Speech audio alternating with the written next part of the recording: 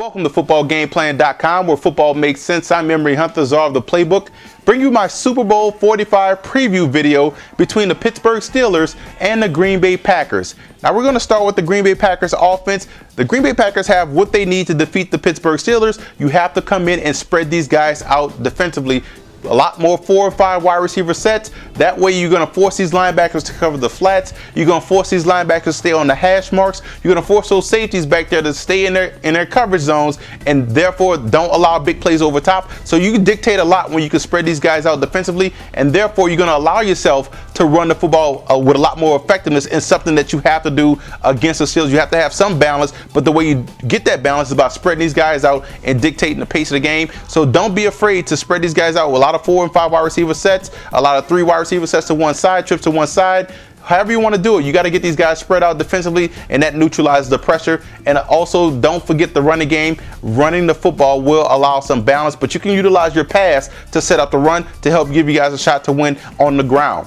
Defensively coming in, you want to make sure you protect the wide side of the field, because if Ben Roethlisberger is allowed to get to the wide side of the field, he's going to have an assortment of options to hit big plays down the field. So you want to limit him to the short side, shrink his options, therefore you will be able to get a sack or 2 later on in the game. Also defensively, you want to come in and get A-gap pressure. You know Marquise Pouncey is not going to play in this matchup, so it's going to be important to get pressure down the middle of that Steelers offensive line and cause a lot of disruptions in the run game and in the pass game. So it's going to be important to utilize all your blitzes, if you're going to blitz, to get down the middle of that offensive line.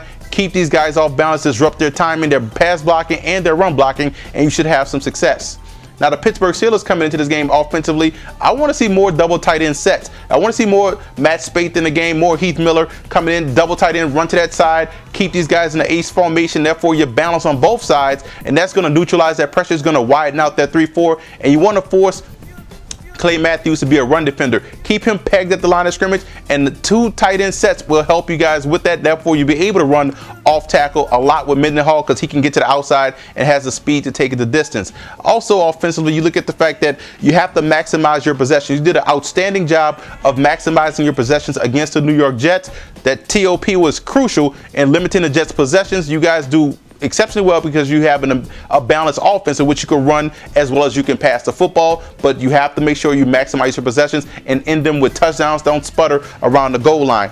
Also defensively, you want to play close to the line of scrimmage. You don't want to allow these wide receivers of the Green Bay Packers a free release off the football, because they can eat up coverage, and Rodgers has a strong arm and an accurate arm that can beat any type of coverage. So you want to slow down that timing and get a jam at the line of scrimmage and bump these wide receivers. Don't allow these guys a free release. And you want to play contain on the outside and get your pressure down the A and B gaps of that Green Bay Packers offensive line.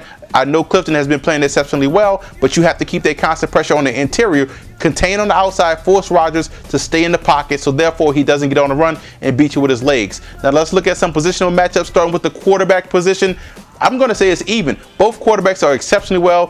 Roethlisberger is not your unique type quarterback, but he's a guy that can make plays on the run. Rodgers is another guy that can make plays on the run, but has all the superior arm capabilities to throw a football. Running back situation, you have to go with Rashard Mendenhall, Mewell DeMore, Isaac Redman. Those guys can run the heck out of the football, and Green Bay doesn't run the football enough. Wide receiver position, I have to go with the Green Bay Packers. They can spread you guys out and attack any team from 1 to 4. They have amazing depth, and they can throw the football with accuracy and a lot of precision. Offensive line, I'm going to go with the Green Bay Packers. They're a little bit more healthy. The Steelers are banged up, and they give up a lot of sacks, so you got to go with the Packers offensive line. Defensive line, I'm going to say it's even. Both teams' front 3 can get pressure and can clog up run lanes, so they do a great job freeing up opportunities for those outstanding linebackers. And speaking of those linebackers, I'm going to say the Pittsburgh Steelers has this edge because they all guys are aggressive against the run. They're not wait and see tacklers, and they all can cover, but they're more aggressive against the run than the Green Bay Packers. Secondary, you have to go with the Packers.